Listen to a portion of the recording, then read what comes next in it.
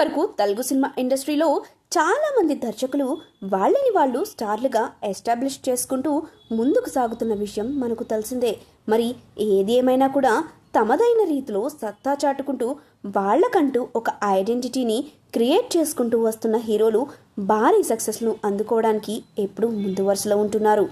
Telugu cinema ఇండస్ట్రీలో ఇప్పటి వరకు చాలామంది హీరోలు వాళ్ళకంటూ ప్రత్యేకమైన గుర్తింపును సంపాదించుకుంటూ ముందుకు దూసుకువెళ్తున్న విషయం మనకు తెలిసిందే.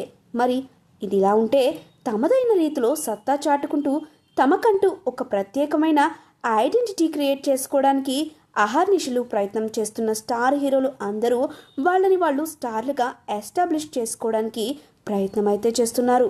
ఇక ఇదిలా ఉంటే సంక్రాంతి కానుకగా ప్రేక్షకుల ముందుకు వచ్చిన సినిమాలు మంచి విజయాలను సాధిస్తూ ముందుకు దూసుకెళ్తున్నాయి. ప్రస్తుతం ట్విట్టర్లో సంక్రాంతికి వస్తున్నాం సినిమా మీద చాలా వరకు మీమ్స్ అయితే పేలుతున్నాయి.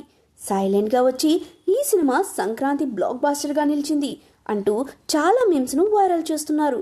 మరి ఏది ఏమైనా కూడా గేమ్ చేంజర్ డాకు మహారాజు 2 సినిమాల కంటే కూడా ఈ సినిమా మంచి టాక్ను సంపాదించుకుని యావత్ తెలుగు ప్రేక్షకులందరికీ ఆకట్టుకుంటూ ముందుకు సాగడం అనేది నిజంగా చాలా గొప్ప విషయం అని చెప్పాలి. మరి ఏది ఏమైనా కూడా తెలుగు సినిమా ఇండస్ట్రీలో పండుగ సీజన్ అనేది చాలా గొప్పగా ఉంటుంది. మరి దానికి తగ్గట్టుగానే ఇప్పుడు సంక్రాంతికి వస్తున్నాం సినిమాతో మరోసారి బ్లాక్ బాస్టర్ సక్సెస్ని అందుకుని తమకంటూ ఒక ఐడెంటిటీని క్రియేట్ చేసుకున్న అనిల్ రావిపూడి తనదైన రీతిలో ఈ సినిమాతో హిట్ కొట్టడం అనేది చాలా గొప్ప విషయం అనే చెప్పాలి. ఇక సంక్రాంతికి వస్తున్నామనే సినిమా మీమ్స్ చూస్తే అందరికీ చాలా ఫన్నీగా అనిపిస్తున్నాయి. ఇక మొత్తానికైతే తమదైన రీతిలో సత్తా చాటుకుంటూ వస్తున్న అనిల్ రావిపూడి ఇప్పుడు మరోసారి బ్లాక్ బస్టర్ సక్సెస్ని కొట్టడం అనేది ఈ పండగకి చాలా వరకు కలిసి వస్తుందనే చెప్పాలి. ఇక ఈ సినిమా చూడడానికి యావత్ సినిమా అభిమానులందరూ ఫ్యామిలీతో పాటు ఎగబడుతుండటం విశేషం. ఏదేమైనా కూడా దిల్ రాజు గేమ్ చేంజర్ సినిమాతో కొంతవరకు భారీ లాస్లోకి వెళ్ళాడని అందరూ అనుకున్నప్పటికీ సంక్రాంతికి వస్తున్నామనే సినిమా అతన్ని భారీగా నిలబెట్టిందనే చెప్పాలి. ఇక గేమ్ చేంజర్ డాకు మహారాజు 2 సినిమాలతో పోల్చుకుంటే సంక్రాంతికి వస్తున్నాం సినిమా చాలా తక్కువ బడ్జెట్తో తెరకెక్కింది.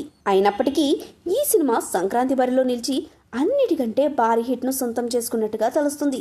ఇక కథ విషయం పక్కన పెడితే మొదటి నుంచి చివరి వరకు ఈ సినిమాని ఎంటర్టైనింగ్గా తెరకెక్కించిన అనిల్ రావిపూడి మరోసారి తన ఖాతాలో భారీ సక్సెస్ను వేసుకున్నాడని చెప్పాలి.